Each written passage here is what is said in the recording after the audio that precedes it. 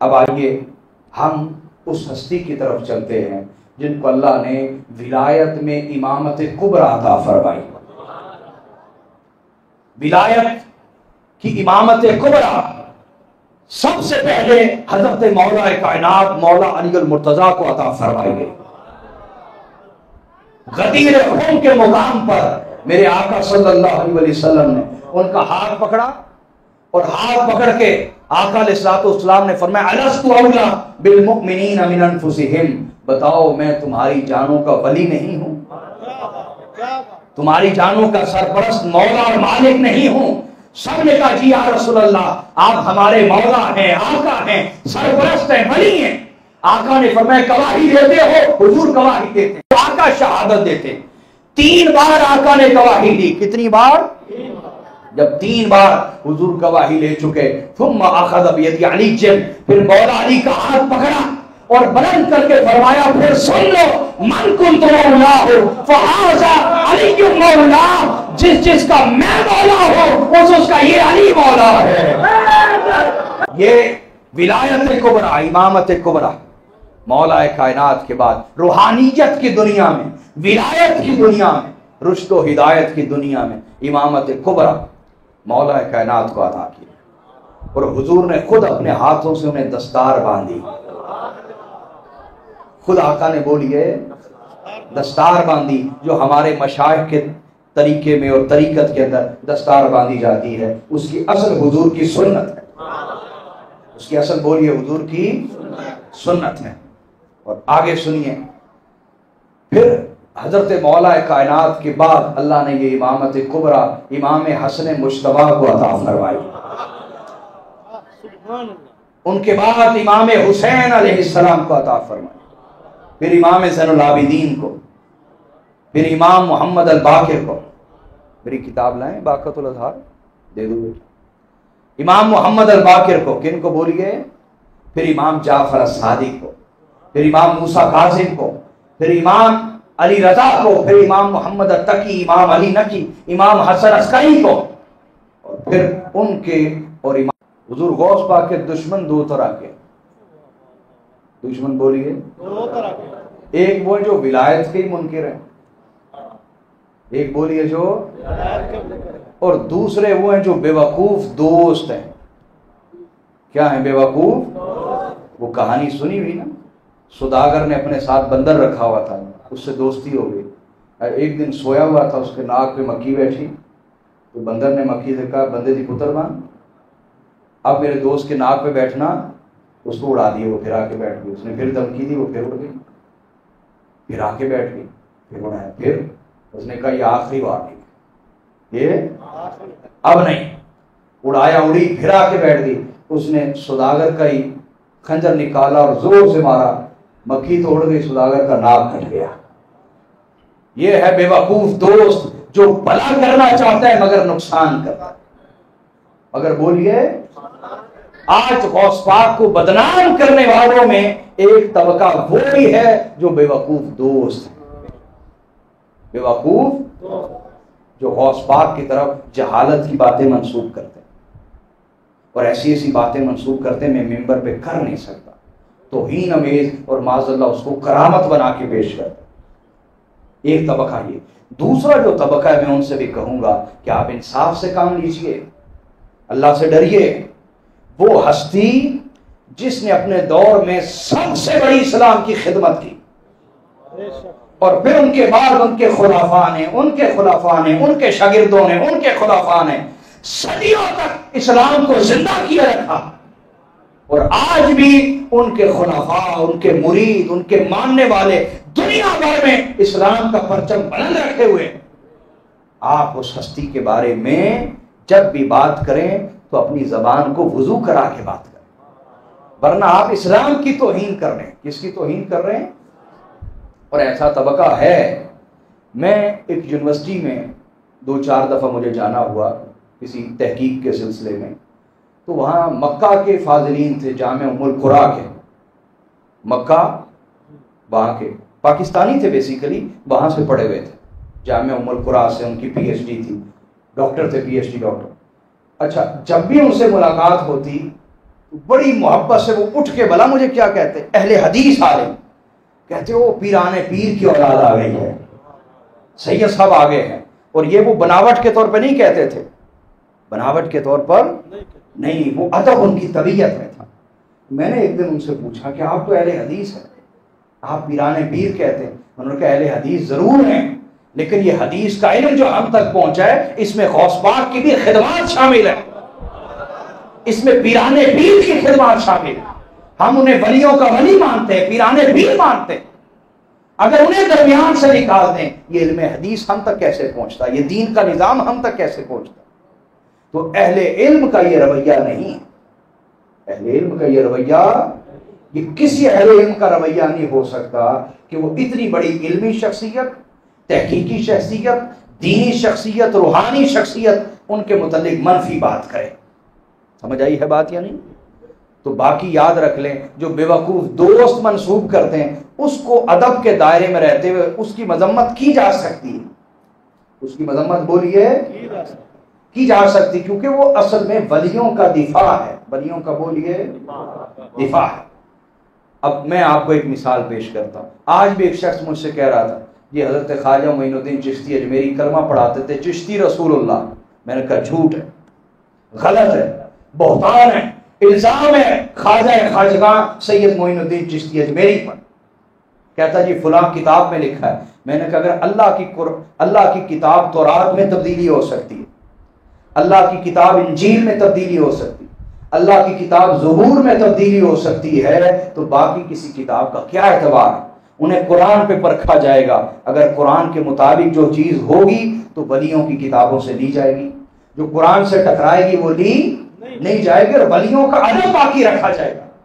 وہ لوگ ولیوں کے دشمن ہیں جو اس طرح کی باتوں کا دفاع کرتے ہیں. یاد رکھو، رسول اپنی شرعی معنی میں ہو تب تو یہ کفر ہے خود کو رسول کہنا. شرعی اور اصطلاحی معنی میں خود کو رسول کہنا یہ کیا ہے؟ کفر. اور اگر لغوی اعتبار سے ہو کہ رسول قاصد کو بھی کہتے ہیں، سفیر کو بھی کہتے ہیں، سمجھ آ رہی، اس اعتبار سے بھی یہ لفظ رسول اللہ کے بعد استعمال کرنا جائز نہیں ہے، کیونکہ ختم نبوت بہت حساس معاملہ ہے. ختم نبوت بولیے، یہ بات سمجھ آئی آپ کو؟ تو ولیوں کی طرف جو بھی ایسی بات منسوب ہوگی اس بات کا رد کیا جائے گا، اس بات کا دفاع کر کے ولیوں کو بدنام کرنے کا موقع نہیں دیا جائے گا. یہ بات آپ کو سمجھ آئی کہ نہیں آئی؟ بولیے نا. اب میں آپ کو ایک اور بات کہہ دیتا ہوں، اکثر مجھ سے ناراض ہو جائیں گے یہ بات سن کے، لیکن میں آپ کو راضی نہیں کرنے آیا، ممبر پہ بیٹھ کے کہہ رہا ہوں. میں صرف اللہ کو اور اس کے رسول کو راضی کرنے کے لیے آیا، اہل البیت کو، خلفائے راشدین کو، حضور غوث پاک کو راضی کرنے آئے. کی طرف جو ایسی بات منسوب ہو جائے جس سے اللہ کی کوئی بے ادبی نکلتی ہو یا رسول کی کوئی بے ادبی نکلتی ہو، اس بات کا رد کیا جائے گا. اس بات کا دفاع کر کے نبیوں کی بے ادبی کا دروازہ کھولا یا ولیوں کی بے ادبی کا دروازہ کھولا نہیں جائے گا. یہ بات سمجھ آ گئی جی؟ تو کاش ہمارے ہاں علمی روایت اور علمی مزاج پیدا ہو جائے، پھر ہم جیسے بندے آپ سے بات کرتے ہوئے اور سچ بتاتے ہوئے یہ جملہ نہیں بولیں گے کہ ہم آپ کو ناراض یا آپ کو راضی نہیں کرنے آئے، ٹھیک ہے نا، یا آپ ہم سے ناراض ہو جائیں گے. تو یہ ہمیں تھوڑا سا معذرت پیش کرنی پڑتی ہے کہ ہو سکتا ہے آپ میں سے کچھ لوگ اس پر ناراض ہو جائیں. تو ناراضگی بنتی، میں نے آپ کو ایک عقلی منطقی اور شرعی بات سمجھا دی ہے، اللہ کرے آپ کو سمجھ آئے. آئیے حضور سیدنا غوث الاعظم رضی اللہ کی طرف بڑھتے ہیں. حضور غوث پاک جو ایک طرف سے حسنی سید ہیں اور ایک طرف سے حسینی سید، مرج البحرین، کیا بلکہ مجمع البحرین ہیں، دونوں سمندر ان میں جمع ہو گئے، دونوں سمندر ان میں. لیکن اس کے باوجود توجہ ہے دوستو، حسنی حسینی سید ہونے کے باوجود اپنے دادا پردادا کی گدی میں نہیں بیٹھے، علم سیکھنے کے لیے نکل پڑے ہیں. علم سیکھنے کے لیے. آج درگاہیں بدنام کیوں ہیں؟ درگاہیں کیوں بدنام ہیں؟ کیونکہ درگاہ پہ جو بیٹھا ہے اس کے پاس علم ہی نہیں ہے،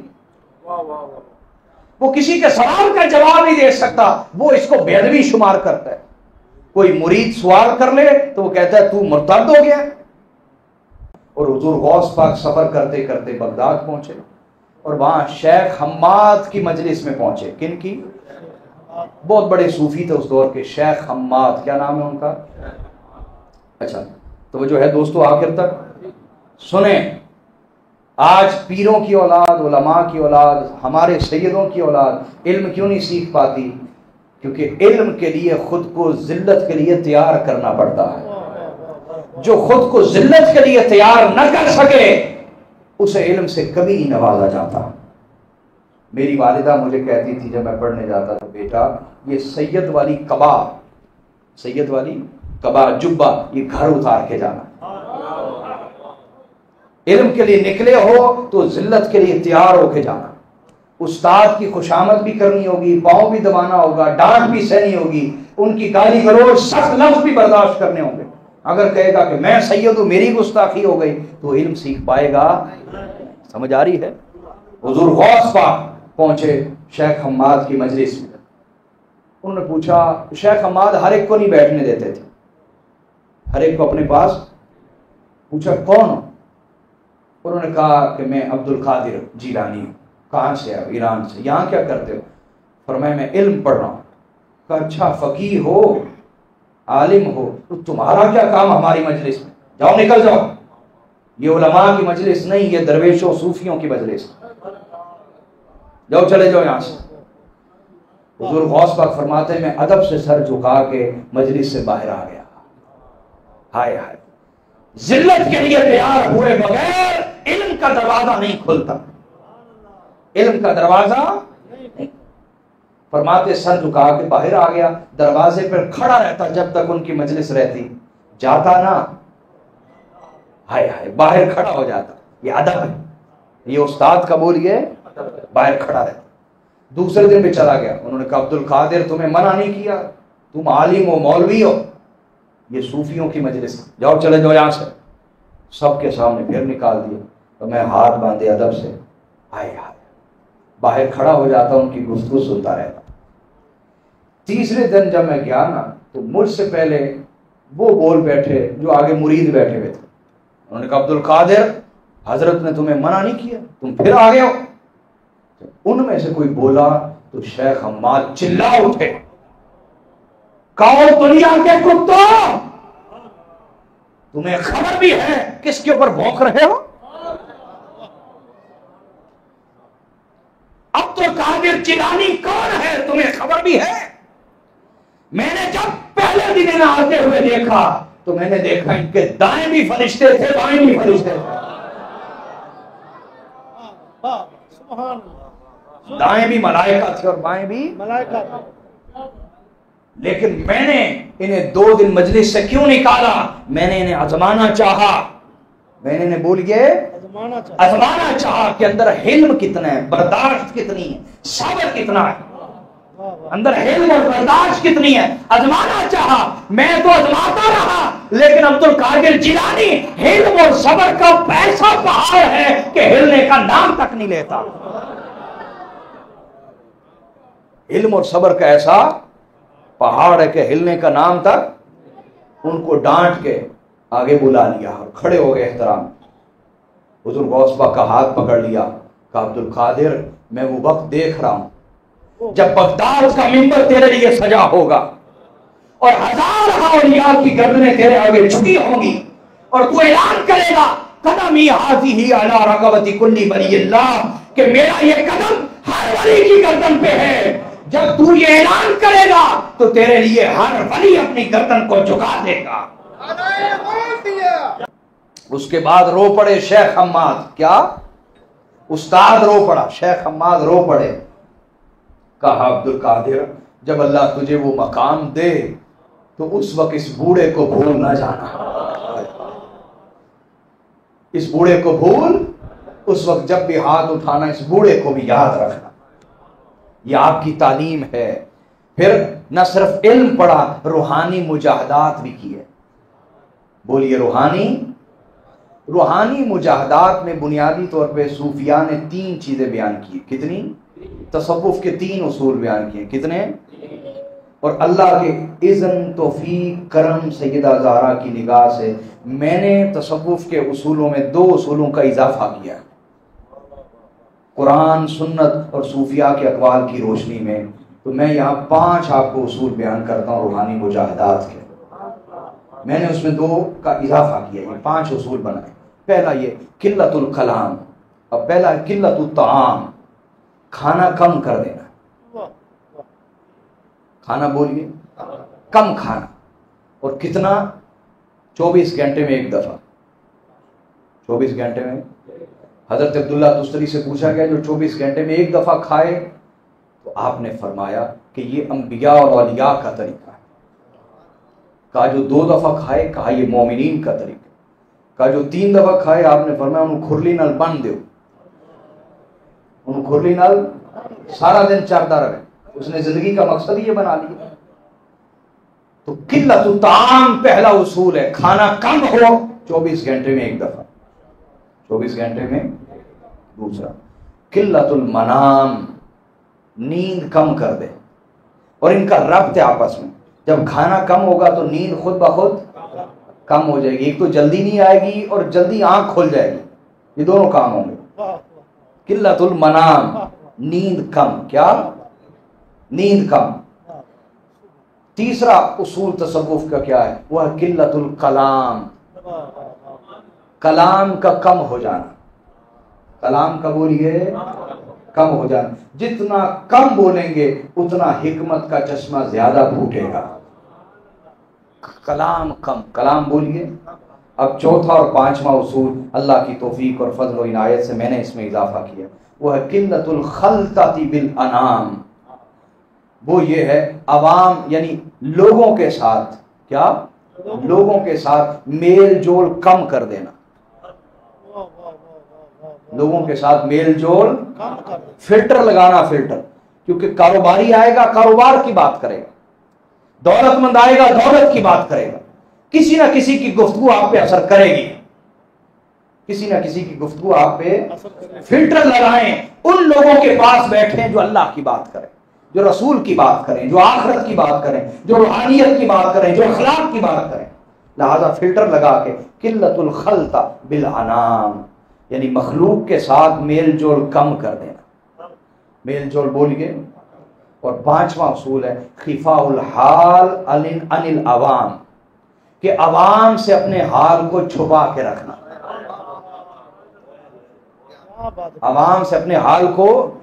اور یہ جو 2 اصول میں نے ایڈ کیے ہیں یہ ایسے نہیں ایڈ کیے، جو شخص عوام سے اپنا حال نہیں چھپاتا وہ جس درجے میں بھی ہو گر جاتا ہے، گر جاتا ہے۔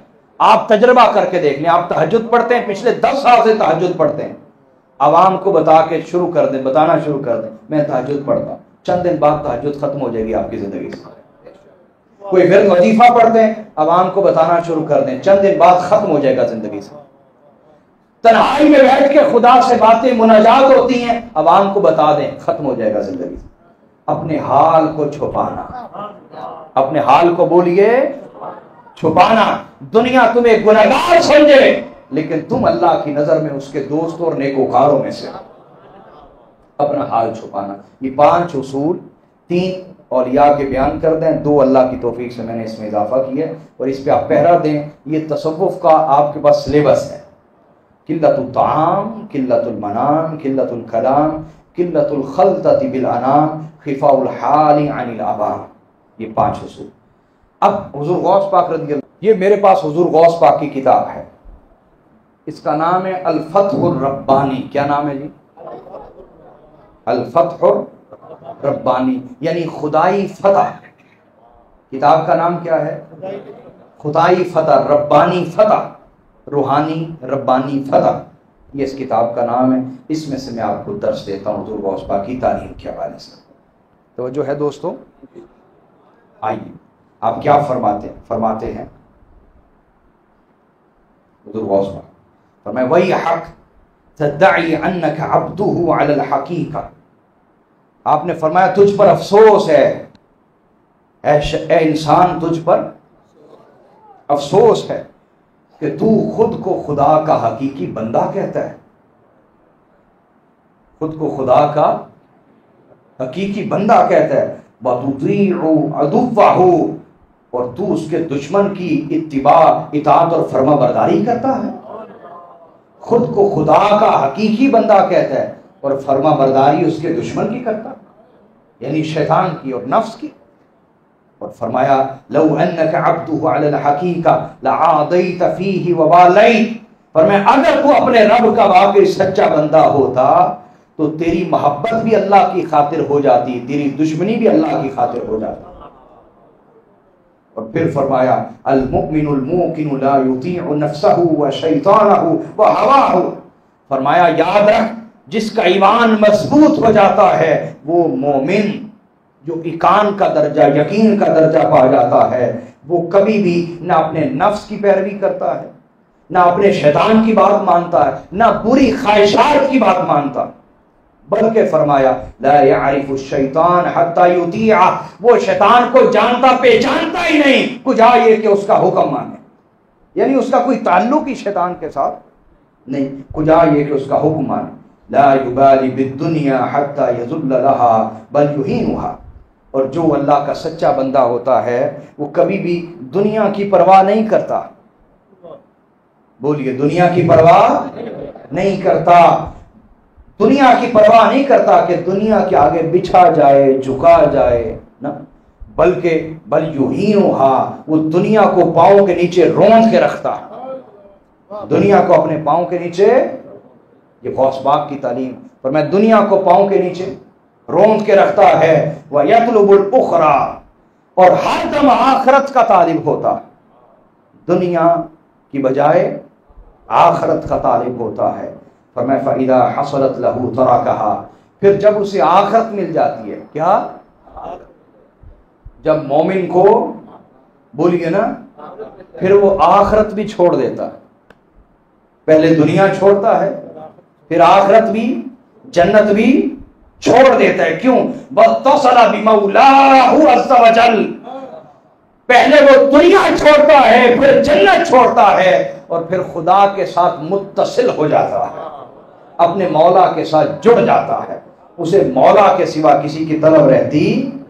اور یہ وہ حال ہے جس کو حضرت ذوالنون مصری فرمایا کرتے تھے، پروردگار اگر تو مجھے چاہتا ہے کہ مجھے دوزخ دے تو مجھے دوزخ میں بھی کھڑا کر دینا، مجھے شکوہ نہیں ہوگا، پر مجھے اپنے دیدار سے محروم نہ کرنا، تیرا دیدار ہوتا رہے پھر چاہے دوزخ میں بھی کھڑا رہو، مجھے کوئی شکوہ ہوگا۔ آئے ہائے، یہ وہی حال ہے جو حضور غوث پاک نے فرمایا کہ جو سالک ہے، سچا مرید ہے، وہ آخرت کو بھی ترک، جنت کو بھی ترک کر کے مولا کی طلب میں سچا ہو جاتا۔ اور فرمایا تخلص عبادتہ لہ فی جمیع اوقاتہ، اور آپ نے فرمایا جو سچا سالک، سچا مرید ہے، وہ اپنی تمام عبادتوں کو اللہ کے لیے خالص کر لیتا، نہ وہ دوزخ کی وجہ سے عبادت کرتا ہے اور نہ ہی وہ جنت کے لالچ میں عبادت کرتا ہے، بلکہ اپنی عبادتیں اللہ کے لیے خالص کر لیتا ہے، اللہ کے لیے۔ بولیے، آگے بڑی خوبصورت بحث ہے لیکن اس کو ٹائم چاہیے تھا، پھر انشاءاللہ آپ کے ساتھ ادھار حضور غوث پاک کی گفتگو، لیکن جو ابھی بتائی اس میں کیا تھا، جو ابھی بتایا اس میں کیا ہے؟ سب سے پہلے حضور غوث پاک نے کیا فرمایا کہ اللہ کا سچا بندہ بن جاؤ، شیطان کا بندہ، اپنے نفس اور بری خواہشات کی پیروی اور ان کی بندگی نہ کرو، اپنی اولاد کی پوجا نہ کرو۔ یہاں تو لوگ اولاد کی پوجا کرتے ہیں کہ اولاد صحیح کے یا غلط، ماننی اولاد کی ہے، سائیڈ اولاد کی ہے، اولاد کی پوجا نہ کرو، نفس اور شیطان کی پوجا نہ کرو، پہلا یہ۔ دوسرا آپ نے فرمایا کہ دنیا سے اپنے دل کو خالی کرو، اس کا مطلب رہبانیت نہیں ہے، توجہ ہے دوستو، اس کا مطلب رہبانیت دنیا چھوڑ کے جنگلوں میں چلا جانا نہیں ہے، بلکہ یوں سمجھیں کہ کشتی پانی میں رہے، کشتی تو منزل قریب آتی جاتی ہے، لیکن اگر پانی کشتی میں آ جائے پھر منزل دور ہو جاتی ہے۔